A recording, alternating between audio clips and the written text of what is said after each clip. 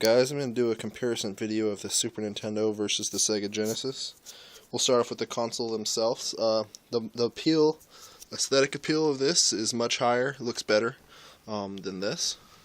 I mean, it's kind of blocky. That does not look good. Purple buttons don't look good. Luckily, mine hasn't not yellowed too much, hardly at all. You can kind of see it though, versus here. And I guess they all do kind of yellow over time. I believe you leave them in the sun. If you put your console anywhere where window light will come through in the morning, that's gonna cause your system to go yellow. But we're gonna go through technical specifications first. This system came out 2 years prior to the Super, so it's should be less powerful, but it isn't.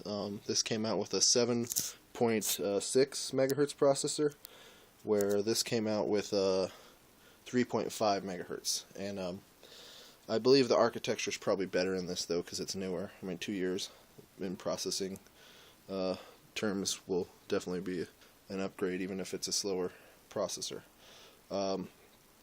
So that said, this can hold more colors, has a better color palette. It has a higher resolution overall. It has ability to scale much better. This has parallax scrolling though, which is much better than this. And this can actually have more sprites on screen at once because of the higher processing speed. And yeah, that's pretty much it. So it's really up to you. Oh, one more thing, sound. So we already went over graphics, sound. Now in this department, this is going to dominate because it has a Sony sound chip in it. Oddly enough, Sony worked with Nintendo on doing this. So then right after, they were supposed to do a CD add-on. They made the PlayStation because Nintendo kind of told them that we did not want to take part in your business because you want to take too much profits from us. And we'll move on to the controllers. Now this is an amazing controller right here. This is a 6 button. And look at the D-pad, how it kind of rocks. It's nice and it feels kind of loose, but it's nice and soft. And compared to this D-pad, which is a little bit bigger, but does not feel nearly as good as this. But if you compare this to the original 3-button controller, the D-pad is going to be a little bit better on the Super Nintendo. Plus, you get more buttons. So as far as the original controllers, Super Nintendo's better. But if you get the 6-button, like you really should, if you want to play fighting games or certain games, this is the best 16-bit controller in my opinion by far. And the only better 2D controller for 2D games is the Sega Saturns. And we're going to move on to the games real quick. Some games I have, and do a quick little battle comparison.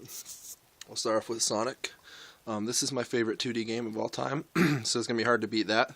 Amazing game. It has a great color palette, and this is one of the few games on the Genesis that seems to have great sound, even though the Genesis's limitations. So, yeah, I don't know what's up with that. Like, certain other games sound like trash, like Mortal Kombat. All the voices sound like they're tearing, stuff like that. But in this, they sound great. That sounds like it could be running on the Super Nintendo. So I think it really depends on what the developers put into it. And they can get good sound. It is possible to get good sound out of the Genesis, I'll put it that way. It just seems much easier on the Super Nintendo. And the Genesis has a sound to it that's kind of like clingy. It almost sounds like a tearing, like if you turn the volume up too high on small speakers. You know, that's what it sounds like all the time.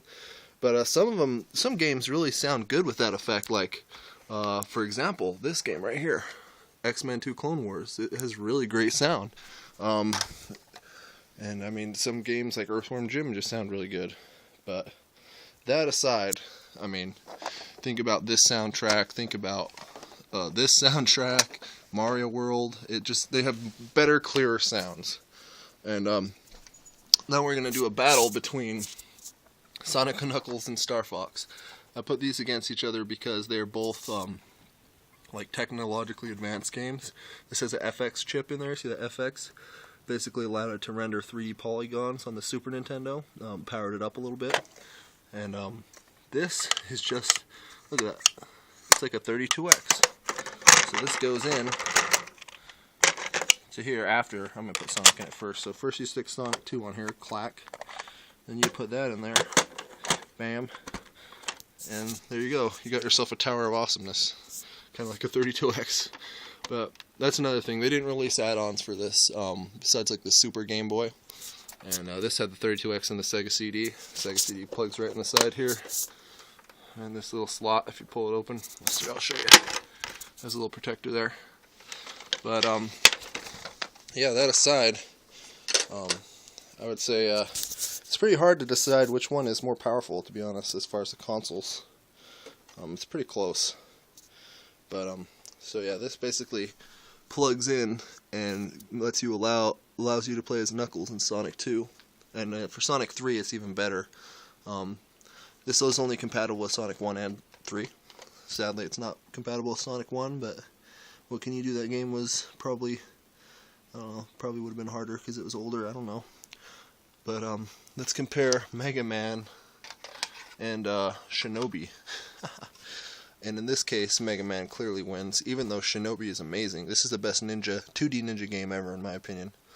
And this is just the best Mega Man game ever, so that's hard to beat. You got own Shinobi. And then we're going to go Donkey Kong Country versus X-Men 2. Now, personally, I kind of like X-Men 2 better. But this is a great version of Donkey Kong. I mean, the one on the Wii was good, but the first one, unlike other games, the very first granddaddy of them all in the Donkey Kong series was really good. Had a very unique graphic style that they went with, and yeah, it's just a good game. It's fun. It's really difficult. This game's more difficult than this, even though this is no slouch. It's pretty hard. This game's a little more difficult. There we are. That's Super Nintendo versus Sega Genesis. Thanks for watching.